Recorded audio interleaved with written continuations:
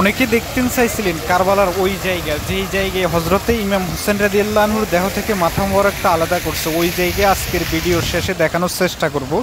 আসসালামু আলাইকুম, কি অবস্থা সবাই, কেমন আছেন? আশা করছি ভালো আছেন। আলহামদুলিল্লাহ, আল্লাহর রহমতে আমিও ভালো আছি।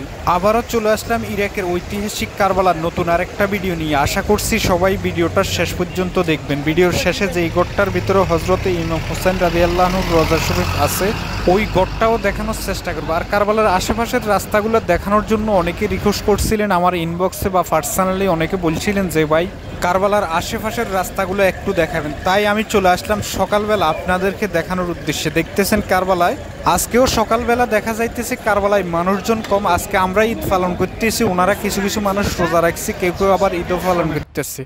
এখানকার মানুষ দুই দলে বিভক্ত, এক কথায় বললেই চলে, অনেকে হয়তো জানেন।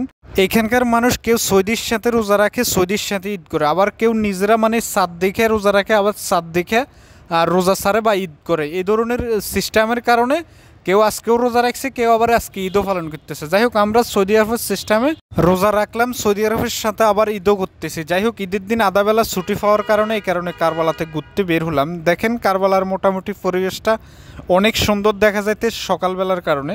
যদি বিকালবেলা বা দুপুরবেলার পরে এইসব জায়গায় মানে হাঁটার ব্যবস্থা থাকে না, এই জায়গায় অনেক ভিড় থাকে। মানে সবসময় এইসব রাস্তাগুলো গাড়ি ঘোড়া চলে না, কিন্তু মানুষজনের কারণে ভিড় থাকে।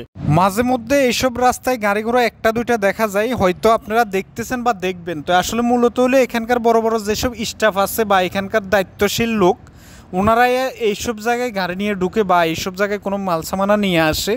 এমনি ব্যক্তিগত গাড়ি এখানে কোনো চলে না বা কুমুটির লোক ছাড়া। তো যাই হোক, মোটামুটি আলহামদুলিল্লাহ অনেক ভালো লাগতেছে, মানে সূর্য উঠছে। তো এই রোদের ভিতরে আমরা দুইজন আসছি। যাই হোক, ওনারা একটু দেখালাম না, উনিও একজন ছোটোখাটো কন্টেন্ট ক্রিয়েটর। উনি আবার সুন্দর সুন্দর ফানি ভিডিও বানায়, এই কারণেই কন্টেন্ট ক্রিয়েটর বললাম। যাই হোক, উনি অনেক ভালো মনের মানুষ, আমি ওনাকে দেখালাম না বা ভিডিওতে তুললাম না, ওটা কোনো ব্যাপার না, অন্য কোনো একদিন দেখানোর চেষ্টা করব ওনাকে। দুইজনে মিলেই কারবালার এই মাটিতে হাঁটতেছি, অনেক ভালো লাগতেছে। কিছু মানুষ বাইর হইতেছে, মানে ঘুরতেছে, জিয়ারা করার উদ্দেশ্যে বাইর হইলো। পরিবেশটা মাশাআল্লাহ অনেক সুন্দর। আমরা কিছুক্ষণের ভিতরে ঢুকে যাব যেই ঘরটার ভিতরেই আছে হজরত ইমাম হোসেন রাদিয়াল্লাহু আনহুর রওজা শরীফ। আলহামদুলিল্লাহ ওই ঘরটার ভিতরেই ঢুকে পড়লাম। দেখতেছেন এখানেও মানুষজন কিছুটা কম, বললাম না সকালবেলা, এই কারণে মানুষজন এখনো আসে নাই, কিছুক্ষণ পরেই চলে আসবে। পুরা কারবালার ভিতরে সবচাইতে বেশি মানুষ এই ঘরটার ভিতরে জামাতে নামাজ আদায় করে, মানে পুরা কারবালার ভিতরে। যাই হোক, আমাদের সামনে যে রওজা শরীফটা দেখা যাইতেছে, এটাই হলো হজরত ইমাম হোসেন রাদিয়াল্লাহু আনহুর রওজা শরীফ। যারা প্রথমবার এই রওজা শরীফটা দেখতেছেন অবশ্যই আমিন লিখে যাবেন, আর ভিডিওটা শেয়ার করে দিয়ে অন্য আরেক বাইকেও দেখার সুযোগ করে দিবেন। আমি এখন চলে যাব যেখানে হজরত ইমাম হোসেন রাদিয়াল্লাহু আনহুর দেহ থেকে মাথা মোবারকটা আলাদা করছিলেন, ওই জায়গাটা আপনাদেরকে দেখানোর চেষ্টা করব। অবশেষে চলে আসলাম ওই জায়গায়, যেই জায়গায় হজরত ইমাম হোসেন রাদিয়াল্লাহু আনহুর দেহ থেকে মাথা মোবারকটাও আলাদা করছিলেন। দেখেন এই জায়গার লাইটগুলো একেবারে লাল লাগাই রাখা হয়েছে।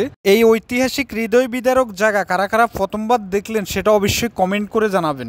সবাই এই জায়গাটা দেখার জন্য দেখেন কিভাবে দাঁড়িয়ে আছে, ওইটাই আমি পিছনের ক্যামেরা দিয়ে দেখানোর চেষ্টা করতেছি। দেখেন গ্রিলটা ধরেই দাঁড়িয়ে আছে সবাই। আজকের জন্য এই পর্যন্ত, দেখা হবে ইনশাল্লাহ নতুন কোনো ভিডিওতে। সবাই ভালো থাকবেন, আল্লাহ হাফেজ।